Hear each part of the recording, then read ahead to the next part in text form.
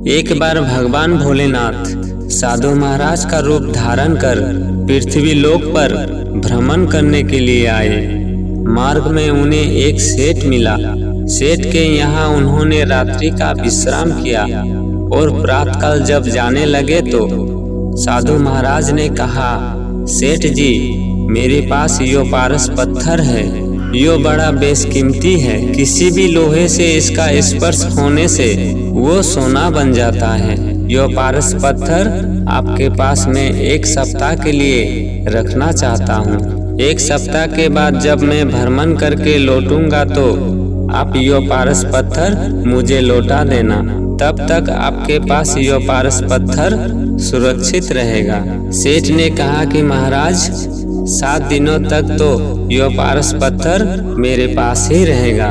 यदि आपका आदेश हो तो इस पारस पत्थर से लोहे को स्पर्श कराकर मैं सोना बना लूं। साधु महाराज ने कहा कि जितने लोहे का पारस से स्पर्श कराया जाएगा वो सोना बन जाएगा, लेकिन उससे पारस पत्थर के गुणों में कोई अंतर नहीं आएगा।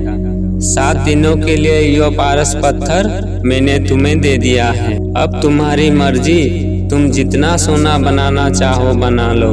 इतना कहकर साधु महाराज भ्रमण करने के लिए चले गए। सेठ ने अपने मुनिमों से पूछा, लोहे का भाव क्या है? मुनिमों ने आकर बताया कि कल से आज लोहे का भाव महंगा हो गया है। सेठ ने कहा, व्यापार के भाव का क्या? कभी तेजी होती है तो कभी मंदी होती है। कल फिर मंदा हो जाएगा, कल खरीद लेंगे। दूसरे दिन जब सेठ ने मुनीम से लोहे का भाव पूछा तो मुनीम ने कहा कि सेठ जी, लोहा कल से भी आज अधिक महंगा हो गया है। तीसरे दिन सेठ के पूछने पर मुनीम ने बताया कि लोहा और भी अधिक महंगा हो गया है। इस तरह एक एक करके 7वां दिन आ गया, किंतु वो कंजूस सेठ लोहा नहीं खरीद पाया।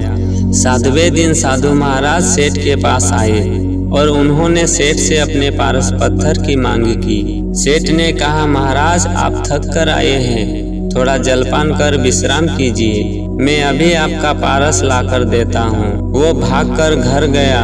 घर में उसने अपने पत्नी से कहा, अरे भगवान, साधु महाराज तो अपना पारस लेने के लिए आ गए हैं। क्या करूं, लोहे की महंगाई के कारण मैं लोहा खरीद नहीं पाया, इसीलिए सोना बनाने के सौभाग्य से मैं वंचित रह गया। शायद घर में तुम्हारे पास लोहे का तवा हो, लाओ, उसी को पारस से स्पर्श कराकर हम सोना बना ले। लेकिन सेठ इतना कंजूस था कि वो लोहे तवे की जगह मिट्टी का तवा रखता था। पत्नी के कई बार आग्रह करने पर भी उसने घर पर मिट्टी का ही तवा रखा था। लोहे का तवा घर पर नहीं था, इसलिए पत्नी ने कहा कि मैं लोहे का तवा कहाँ से मंगाऊं? मेरे कई बार कहने पर भी आपने सुनी अनसुनी कर दी और लोहे का तवा नहीं मंगाया। सेठ ने पत्नी से कहा, चिमटा तो लोहे का होगा। लेकिन उसकी पत्नी ने कहा, आप तो है ही स्वभाव से कंजूस, बार बार चिमटा लाने के लिए कहती थी तो आप कहते थे कि 2 ही तो रोटी सेकनी है, इसके लिए पैसे खर्च करने की क्या जरूरत है? हाथ से भी तो रोटियां पलटी जा सकती हैं। फलत लोहे का चिमटा भी घर पर नहीं मिला। सेठ घर से निराश होकर लोहे की वस्तु ढूंढने के लिए दुकान में पहुंचा। उसने नौकर चाकर से पूछा कि दुकान में तराजू तो लोहे की होगी। नौकर ने कहा, सेठ जी, कई बार कहने पर भी आपने लोहे की तराजू खरीद कर नहीं दी। चमड़े के तराजू दुकान पर है। सेठ ने कहा, बाट आदि तो लोहे के होंगे। नौकर ने कहा, आपकी दुकान में तो ईंट और पत्थरों के बाट हैं। निराश होकर सेठ ने हाथ में आए हुए पारस को साधु महाराज को लौटा दिया। इस तरह वो कंजूस सेठ हाथ मलता रह गया, लोहे का सोना बना नहीं पाया।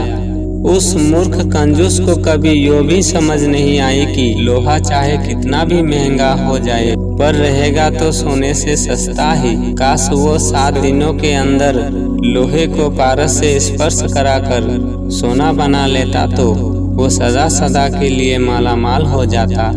यो तो एक दृष्टांत है। इसका आध्यात्मिक भाव यो है कि परमपिता परमात्मा रूपी साधु ने हम सबको मानव शरीर रूपी पारस पत्थर प्रदान किया है, और यो मानव तन रूपी पारस पत्थर भी हम सबको 7 दिनों के लिए ही मिला है। सोमवार से रविवार तक यो 7 दिनों की ही आयु हमें मिली है। इस मानव तन रूपी पारस पत्थर के द्वारा हमें नाम रूपी सोना बनाना चाहिए। यदि हम प्रभु के नाम का सुमिरन करें तो हमारा जीवन सफल हो जाएगा, और यही है पारस के स्पर्श से लोहे को सोना बनाना।